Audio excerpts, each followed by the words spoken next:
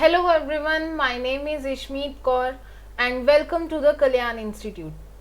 इस लेक्चर का टॉपिक है आपका ACCA अप्लाइड नॉलेज का paper F3 third paper financial accounting. इस लेक्चर में मैं आपको इंट्रोड्यूस कराऊंगी आपके सब्जेक्ट फाइनेंशियल अकाउंटिंग से कि क्या आपका एग्जामिनेशन कैसे होता है, फॉर्मेट क्या है एग्जामिनेशन का, सिलेबस क्या है, कितने चैप्टर्स में सिलेबस डिवाइड है, कौन से टॉपिक्स के बारे में इस चैप्टर में पढ़ोगे, हम इस लेक्चर में वो डिस्कस करेंगे। सो let us start.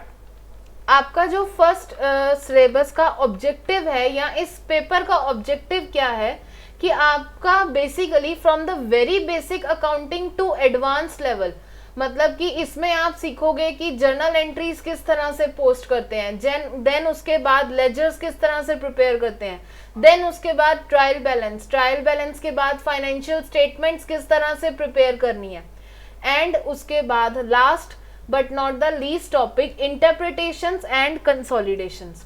Interpretations and consolidations ये दो मोस्ट इंपॉर्टेंट टॉपिक हैं आपके चैप्टर्स के।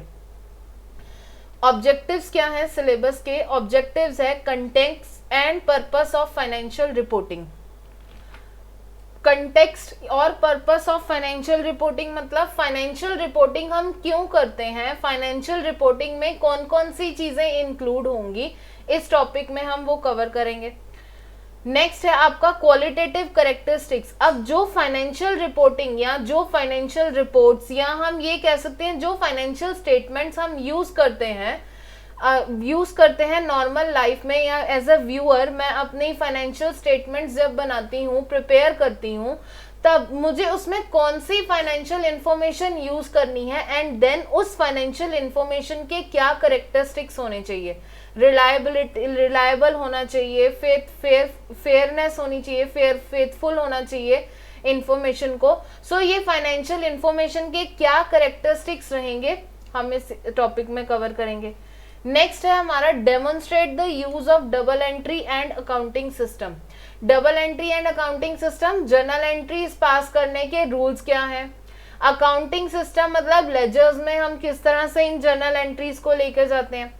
नेक्स्ट है आपका record transactions and events. Transactions and events mean कि पर्टिकुलर ट्रांजेक्शंस या पर्टिकुलर इवेंट के रिलेटेड क्या ट्रांजेक्शन या अकाउंटिंग ट्रीटमेंट क्या होगा। फॉर एग्जांपल अगर आपको सेल्स टैक्स दे दिया गया तो सेल्स टैक्स की अकाउंटिंग ट्रीटमेंट क्या है, डिस्काउंट का अकाउंटिंग ट्रीटमेंट क्या है, रिटर्न्स का अकाउंटिंग ट्रीटमेंट क्या है, हम इस टॉपिक में वो कवर करेंगे। And this is the most important topic of your syllabus, one of the most important topic of your syllabus. इसमें आपके मेजॉरिटी ऑफ द चैप्टर इस जो टॉपिक में आपके कवर होते हैं।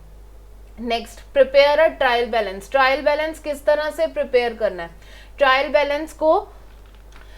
बैलेंस को मुझे किस तरह से बनाना है, एरर्स क्या क्या आती हैं ट्रायल बैलेंस प्रिपेयर करते वक्त, उन एरर्स को रिजॉल्व कैसे करना है, आइदर थ्रू सस्पेंस अकाउंट करना है या हमें सिंपल ही एरर्स को रिजॉल्व करना है, कितने टाइप्स की एरर्स होती हैं, बेसिक फाइनेंशियल स्टेटमेंट्स कैसे प्रिपेयर होंगी, कंसोलिडेशन।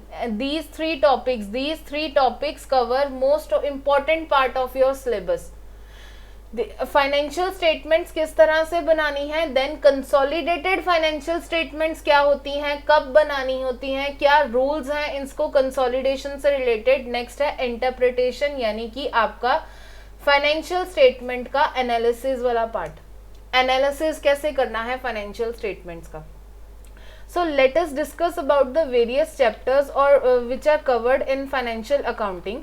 आपके फाइनेंशियल अकाउंटिंग में जो सिलेबस डिवाइड किया गया है 22 चैप्टर्स में आपका सिलेबस डिवाइड किया गया। 22 चैप्टर्स में से फर्स्ट जो आपके 3 चैप्टर्स हैं वो थ्योरेटिकल चैप्टर हैं, जिसमें आप सीखोगे कि फाइनेंशियल रिपोर्टिंग हम क्यों करते हैं, कितनी तरह की बिजनेस एंटिटीज होती हैं, रेगुलेटरी फ्रेमवर्क का मीनिंग क्या होता है, रेगुलेटरी फ्रेमवर्क यूज कब करते हैं, ये सारे टॉपिक्स फर्स्ट टू 3 में कवर होंगे। डबल एंट्री बुक कीपिंग का मतलब क्या होता है, जर्नल एंट्रीज के rules and regulations, journal entries golden approach किस तरह से पास होती हैं, जर्नल एंट्रीज रूल्स क्या हैं जर्नल एंट्रीज को पास करने में, देन उसके बाद लेजर्स। मैंने क्या किया, मैंने यहाँ पे आपके सिलेबस को पार्ट्स में डिवाइड कर दिया. First part of your syllabus is, first part है आपके सिलेबस का context and purpose of financial reporting. Purpose, context क्या होगा, फाइनेंशियल रिपोर्टिंग में क्या क्या इंक्लूड होगा, कौन सी फाइनेंशियल रिपोर्ट्स इंक्लूड करनी है, कौन सी फाइनेंशियल रिपोर्ट्स नहीं इंक्लूड करनी है, उसको प्रिपेयर कैसे करना है, ये सारी चीजें हम फर्स्ट टॉपिक में आपके सीखेंगे.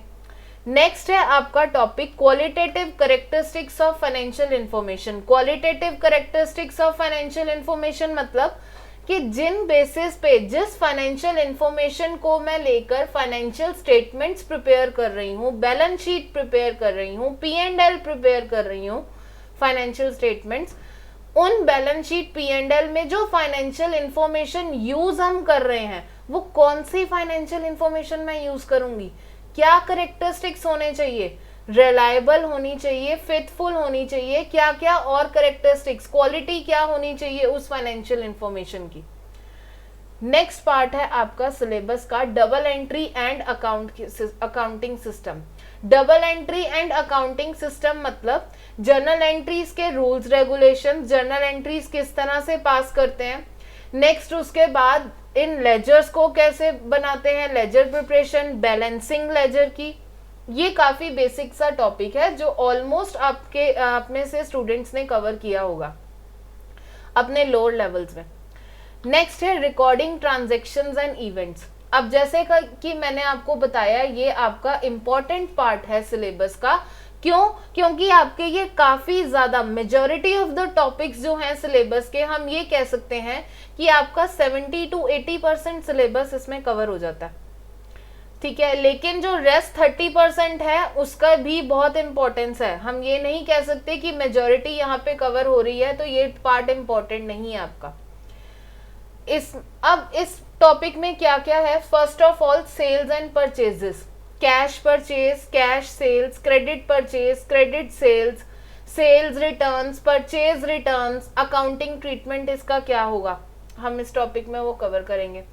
Next cash payments and cash receipts के बारे में पढ़ेंगे कि cash payments and cash receipts किस तरह से अकाउंट फॉर होती हैं.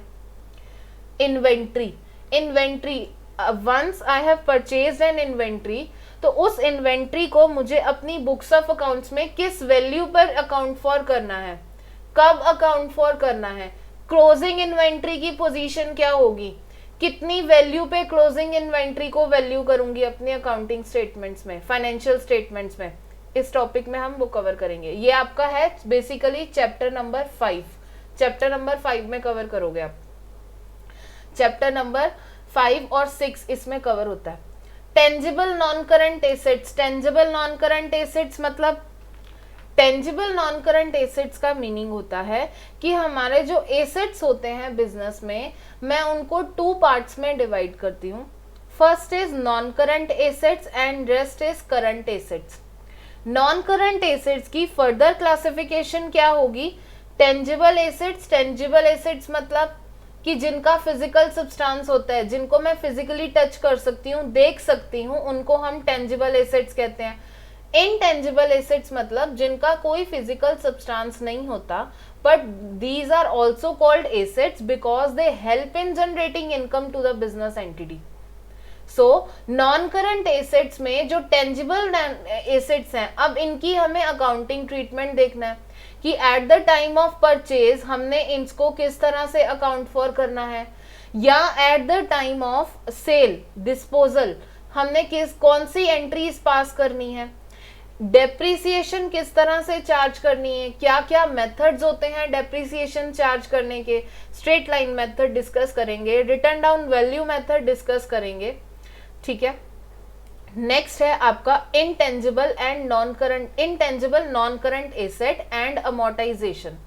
इंटेंजिबल एसेट मतलब मैंने आपको बता दिया कि जिनका कोई फिजिकल सब्सटेंस नहीं होता.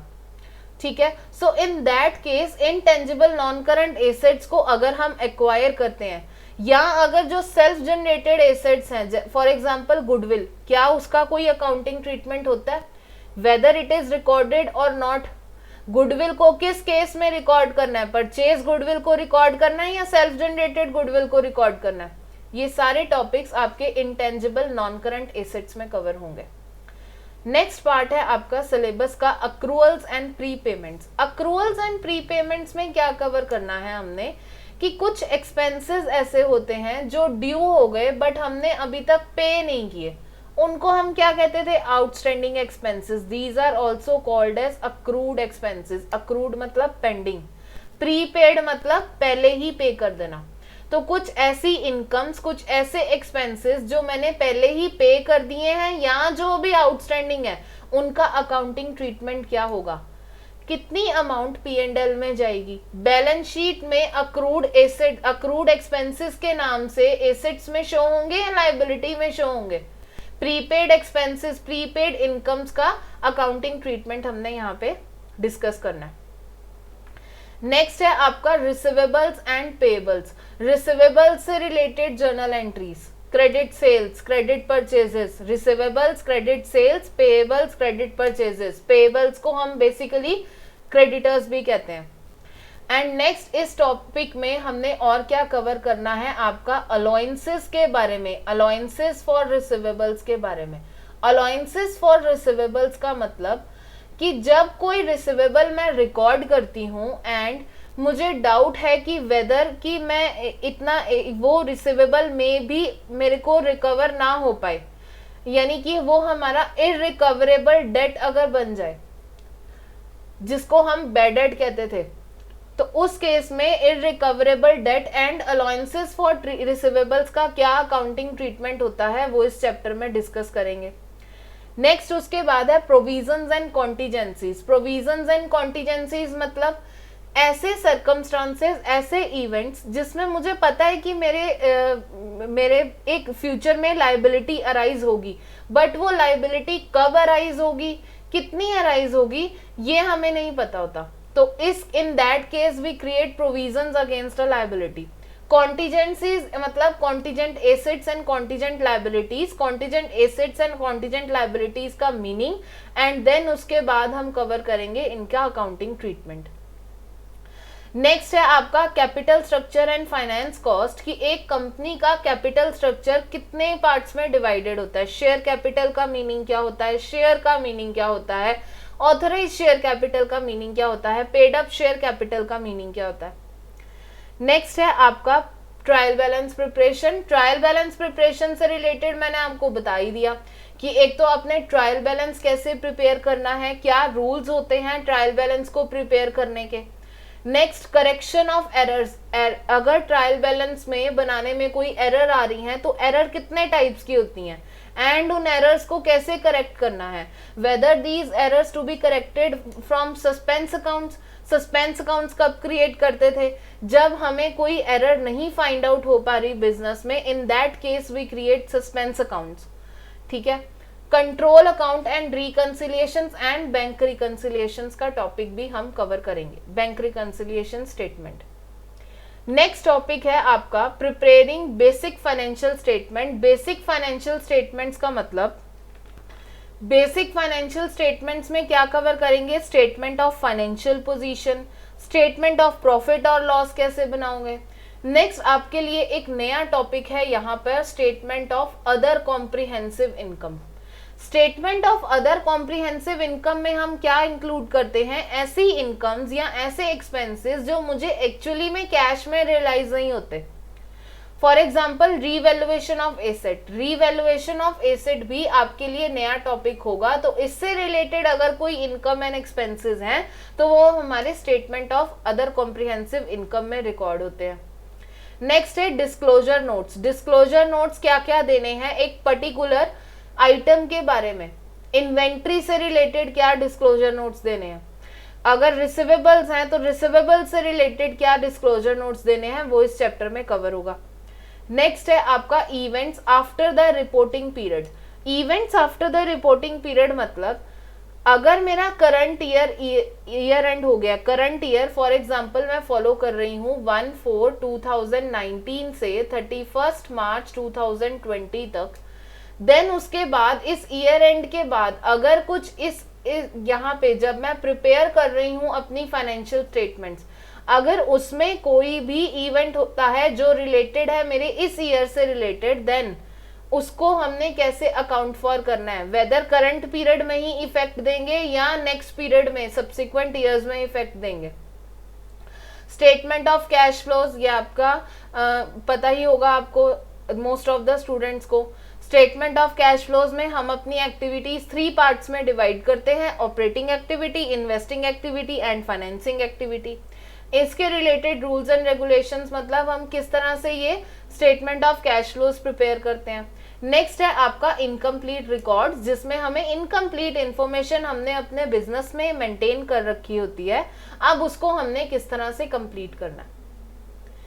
Next topic, preparing basic financial, preparing simple consolidated financial statements. Consolidation मतलब जब एक कंपनी दूसरे कंपनी को एक्वायर करती है and then we have to consolidate both the accounts of that companies, we prepare consolidated financial statements। ठीक है, सो consolidation के क्या रूल्स होते हैं, कंसोलिडेशन कब करनी है, ये इस टॉपिक में कवर होगा एंड नो डाउट ये आपका मोस्ट इंपॉर्टेंट टॉपिक है चैप्टर का, सिलेबस का, सॉरी। क्यों? क्योंकि आपका जो एफए का एडवांस लेवल है स्किल्स लेवल में, जो स्किल्स लेवल में आता है वो आता है आपका फाइनेंशियल रिपोर्टिंग।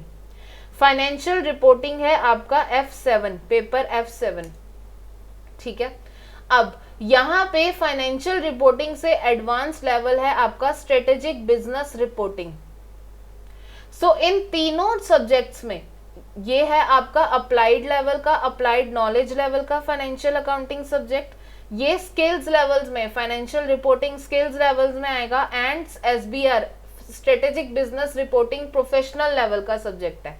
तीनों सब्जेक्ट्स में ही आपका कंसोलिडेशन को बहुत इंपॉर्टेंट प्लेस दी गई है। कंसोलिडेशन आपको अच्छे से आना चाहिए, बहुत स्कोप है आपका इस सब्जेक्ट में, इस चैप्टर का, ठीक है।